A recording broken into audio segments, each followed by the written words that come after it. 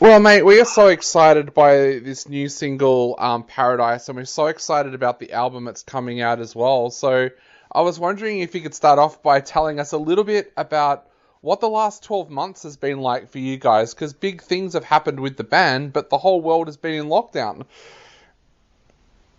So in the last 12 months, I think that we've really come into our own, really. We've all kind of been obviously locked up individually, but we've just kind of like worked more on our craft more than I feel we ever have done. And then near the end of the year, come together to do the album. And just literally just, I feel we've selfishly done it this time, more written for ourselves more than anything, going forwards. So the sound that you're hearing is something that we've probably been wanting to do for a long time, but now we've finally got the chance. And this is the product of all the hard work and all of the late nights and just being stuck in a room by yourself for a long time, to be fair. Definitely. Sorry, what were you going to say? Oh, no, I was just agreeing. Yeah, yeah. Being stuck in a room for a long time, it does get the creative juices flowing, doesn't it? Oh yeah, 100%. We've always kind of like, I don't know, in the last few years we struggled with writing a little bit. I feel, I don't know what it was, but with this year I feel like we've just really come into ourselves and released something that we're just very, very, very proud of, I feel. And Paradise is just the start of that, really. That's just like the tip of the iceberg of what's to come from whatever's coming next. I'm not going to say too much, but I'm just very, very excited for it, and I'm glad you're hearing it and enjoying it as much yourself and having us on the call.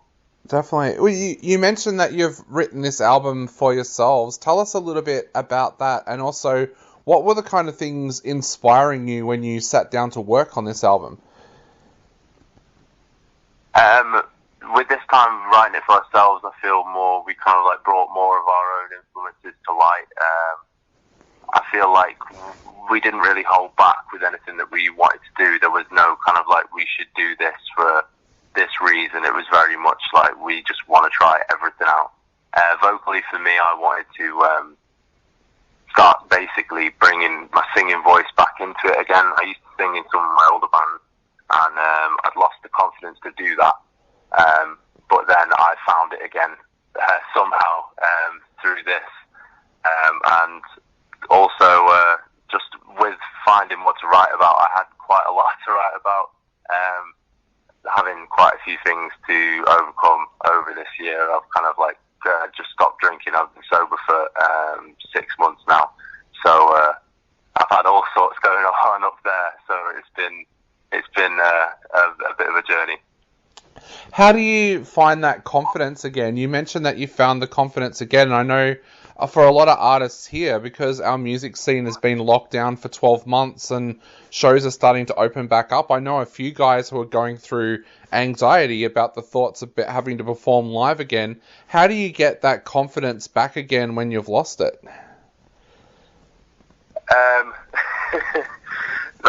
That's a very good question, because we still haven't we've still got that to come.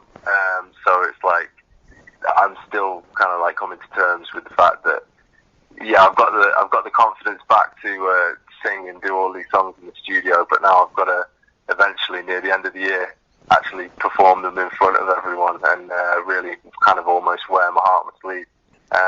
To find the confidence is literally, I think I've always dealt with any anxieties when it comes to doing with the band is trial by fire. Just like throw yourself right into it and just that's just what you've got to do. Just literally just grin and bear it and get through it, and then appreciate it at the other side. Yeah, yeah. And how did the writing process work with this album with everybody in lockdown? Because I'd imagine that you weren't able to get into a studio and just jam. So how did the writing process go? And then how difficult was it to actually record the album with all the restrictions that were in place? So we basically send each other ideas over, obviously, like WhatsApp and just over the internet. We don't have recording equipment ourselves. We just all do it through our phones, and then we go to our producer, who is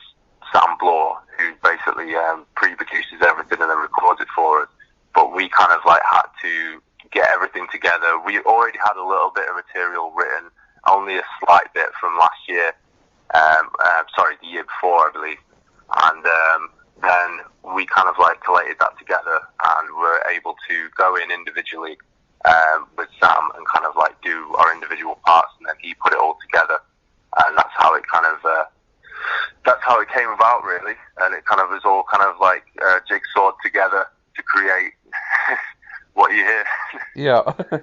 You've also got this new relationship now with Blood Blast and Nuclear Blast. Tell us a little bit about how that's come about for you and what that means for the band as well.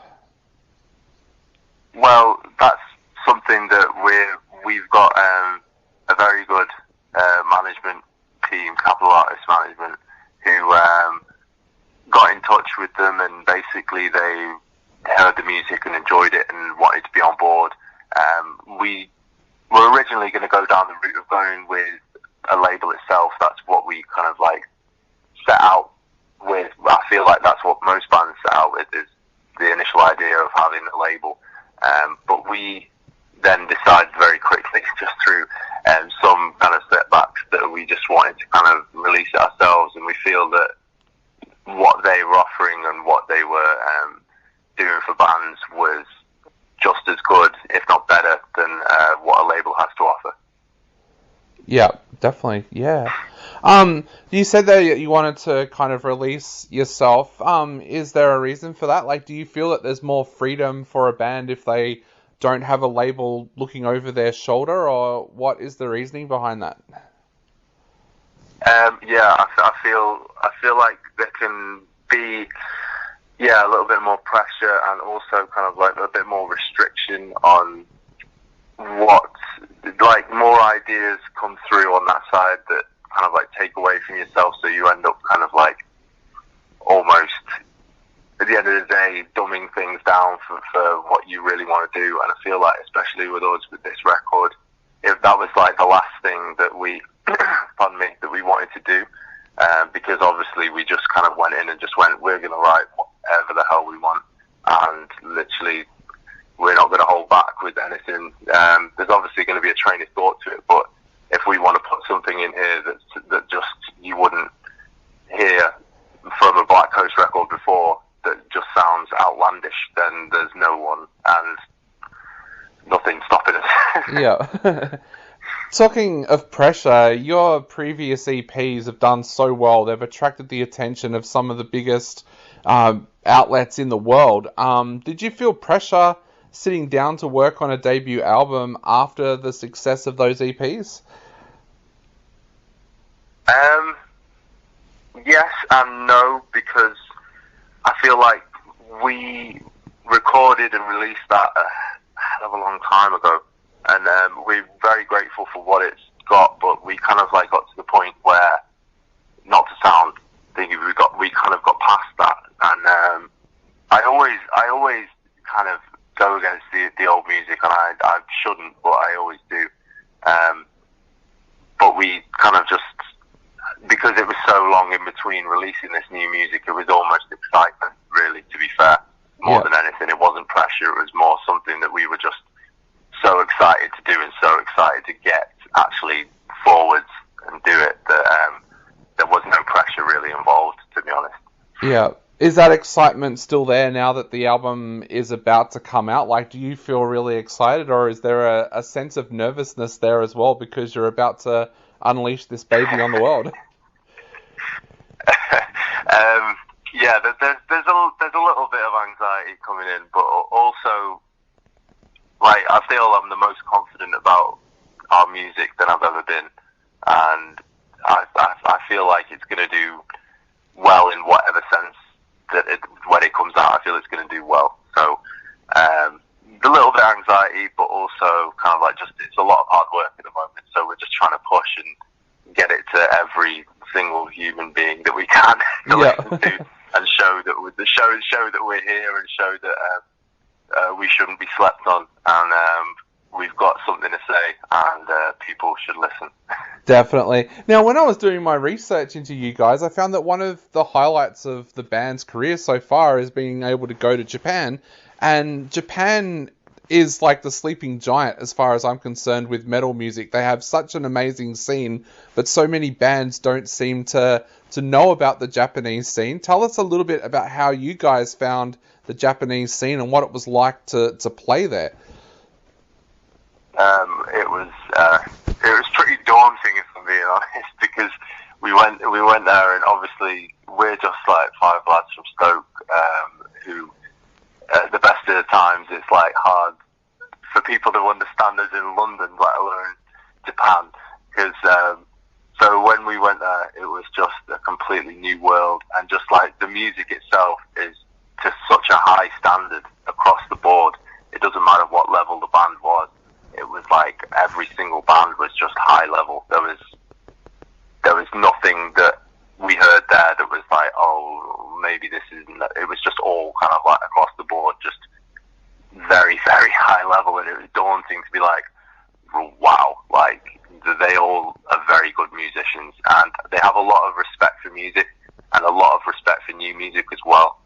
We got treated really well when we were there, and met a lot of really nice people who, and it'll be a big memory for a long time, but hopefully we can go back one day. Definitely. And what are the crowds like there? Because I know when a lot of British bands come to Australia, the word that they use for Australian crowds are nuts. What are Japanese crowds like at shows? I love them. Especially they do this thing on the chorus to show respect. They put their like fists up, and I'd never seen that before, because usually in the UK people usually go mad for like, I don't know, like the breakdown part or other parts, and then they sing along to the chorus. But obviously they didn't know our choruses because we were really really quite low at that time. But it was just like, well, I was just blown away by it. Everyone, as soon as the chorus came up, put their hands up, and it was just a sea of hands, and it just the whole thing was great. And then obviously they just all went mental, and they all just looked like they really appreciated everything that was going on. Awesome. Well, talking of shows, where are you guys at now in Britain with COVID and with shows? Because we're just starting to open back up here now. What is it like there for you guys, and what does the rest of the year look like for you for shows? At the moment, we've got 2 festivals near the end of the year, I believe. One near us, near in Stoke, just a kind of a local one to get us back going, which is going to be really good.